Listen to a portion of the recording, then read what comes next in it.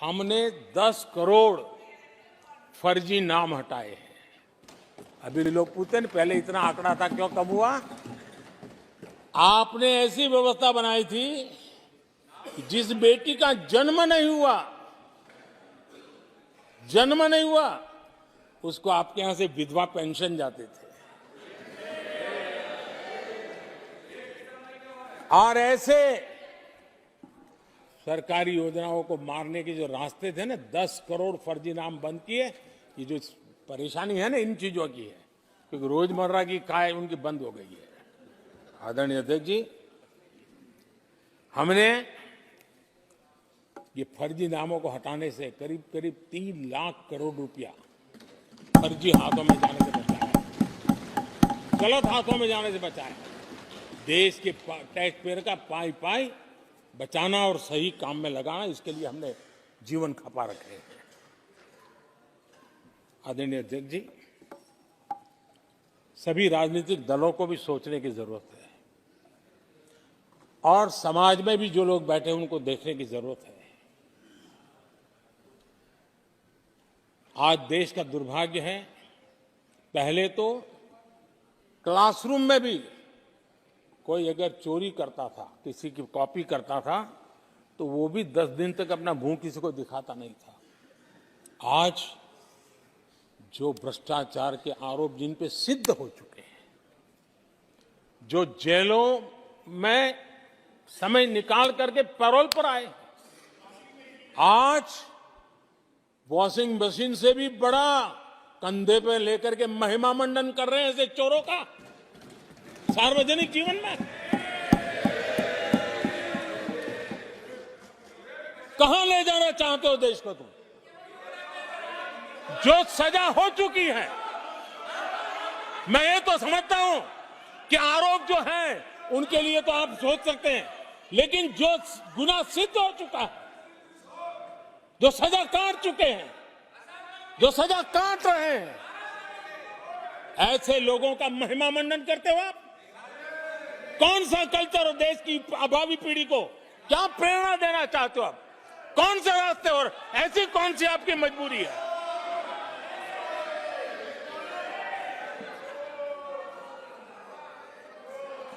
और ऐसे लोगों का महिमा मंडन किया जा रहा है, उनको महान बताया जा रहा है।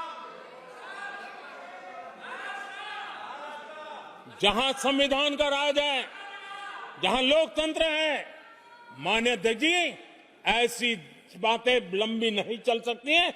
ये लोग लिख करके रखे हैं, ये जो महिमा मंडन का काम चल रहा है उनका, वो अपने ही खात्मे की चिट्ठी पे सिग्नेचर कर रहे हैं लोग।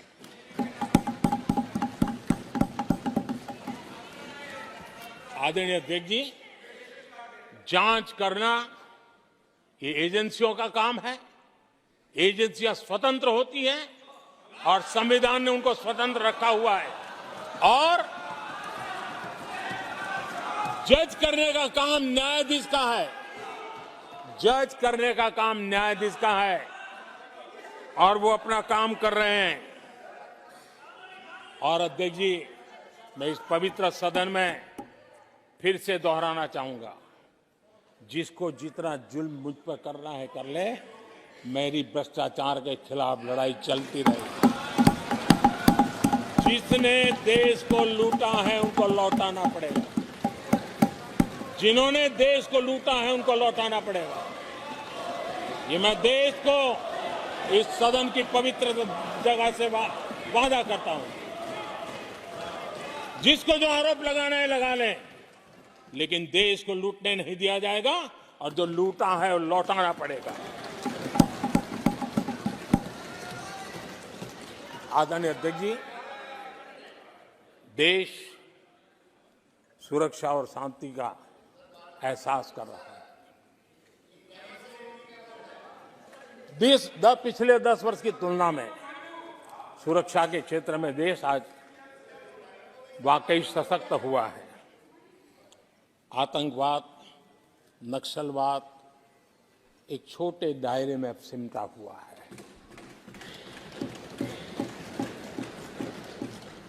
लेकिन भारत की जो टेररिज्म के प्रति जीरो टॉलरेंस नीति है, आज पूरे विश्व को भी भारत की इस नीति की तरफ चलने के लिए मजबूर होना पड़ा।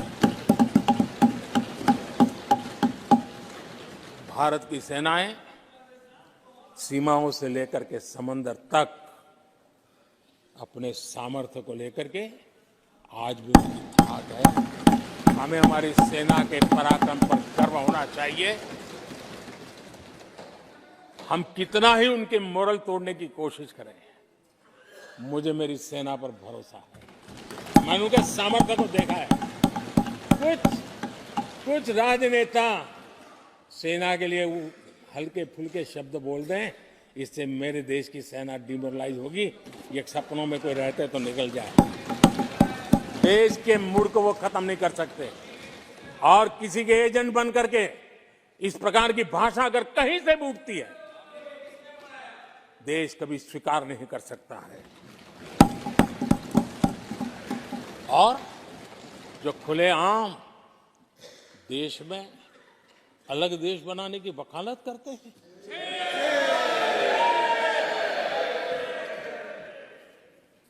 जोड़ने की बातें छोड़ो, तोड़ने की कोशिश करिए। यार, आपके अंदर क्या पड़ा हुआ है? क्या इतने टुकड़े करके अभी भी आपके मन को समाधान नहीं हुआ है? देश के इतने टुकड़े कर चुके हो आप, और टुकड़े करना चाहते हो? कब तक करते रहोगे? आदरणीय अध्यक्ष जी, इसी सदन में अगर कश्मीर की बात होती थी तो हमेशा चिंता का स्वर निकलता था, छिटाकशी होती थी, आरोप प्रत्यारोप होते थे। आज जम्मू कश्मीर में अभूतपूर्व विकास की चर्चा हो रही है और गर्व के साथ हो रही है। पर्यटन लगातार बढ़ रहा है। G20 समिट होती है वहां, पूरा विश्व आज उसकी सराहना करता है। आर्टिकल 370 को लेकर के कैसा हुआ बना के रखा था।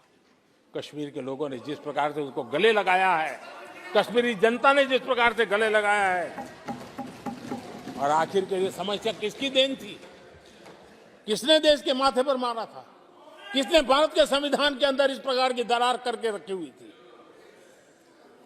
आदरणीय अध्यक्ष जी, अगर नेहरू जी का नाम लेते हैं तो उनको बुरा लगता है, लेकिन कश्मीर को जो समस्याएं झेलनी पड़ी, उसके मूल में उनकी ये सोच थी, और उसी का परिणाम है देश को भुगतना पड़ा। जम्मू कश्मीर के लोगों को, देश के लोगों को नेहरू जी की गलतियों का बहुत बड़ी कीमत चुकानी पड़ी है। आदरणीय अध्यक्ष जी, वो भले गलतियां करके गए, लेकिन हम मुसीबतें झेल करके भी गलतियों सुधारने के लिए हमारी कोशिश जारी रखेंगे। हम रुकने वाले नहीं हैं।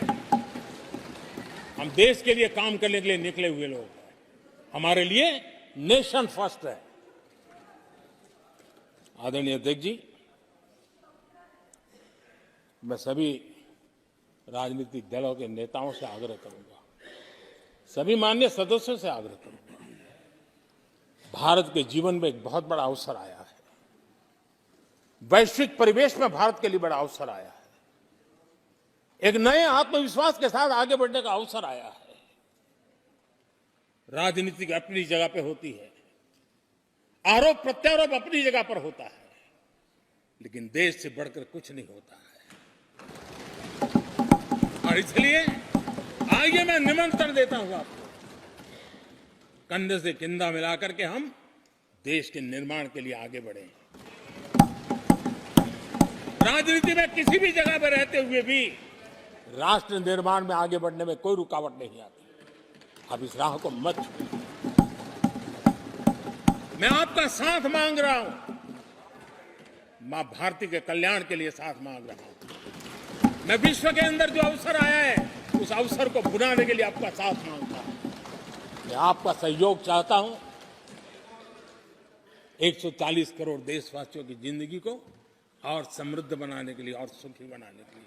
लेकिन अगर आप साथ नहीं दे सकते हैं, और अगर आपका हाथ ईंटें फेंकने पर ही तुला हुआ है, तो आप लिख करके रखिए, आपकी हर ईंट को मैं विकसित भारत की नींव मजबूत करने के लिए लगा हूं। आपके हर पत्थर को मैं विकसित भारत के जो सपनों को लेकर के हम चले उसकी नींव मजबूत करने के लिए मैं लगाऊंगा और देश को हम उस समृद्धि की ओर लेके जाएंगे। जितने पत्थर उछाल लीजिए, आपका हर पत्थर भारत के समृद्ध, भारत के विकसित भारत के सपने को समृद्ध बनाने के लिए हर पत्थर को मैं काम में ले लूंगा। ये भी मैं आपको विश्वास दिलाता हूं। आदरणीय अध्यक्ष जी, मैं जानता हूं साथियों की तकलीफ मैं जानता हूं, लेकिन वो जो कुछ भी बोलते हैं मैं दुखी नहीं होता और दुखी होना भी नहीं चाहिए, क्योंकि मैं जानता हूं ये नामदार है, हम कामदार हैं और हम कामदारों को तो नामदारों से सुनना ही पड़ता है जी। तो नामदार कुछ भी कहते रहें, कुछ भी कहने का उनको तो जन्मजात अधिकार मिले हुए हैं और हम कामदारों को सुनना होता है। हम सुनते भी रहेंगे और देश को सहजते भी रहेंगे, देश को आगे बढ़ाते रहेंगे। आदरणीय अध्यक्ष जी, आपने मुझे इस पवित्र सदन में आदरणीय राष्ट्रपति जी के उद्बोधन को समर्थन करने के लिए बोलने का अवसर दिया। मैं आदरणीय राष्ट्रपति जी के उद्बोधन को समर्थन देते हुए धन्यवाद प्रस्ताव पर आभार व्यक्त करते हुए मेरी वाणी को विराम देता हूं।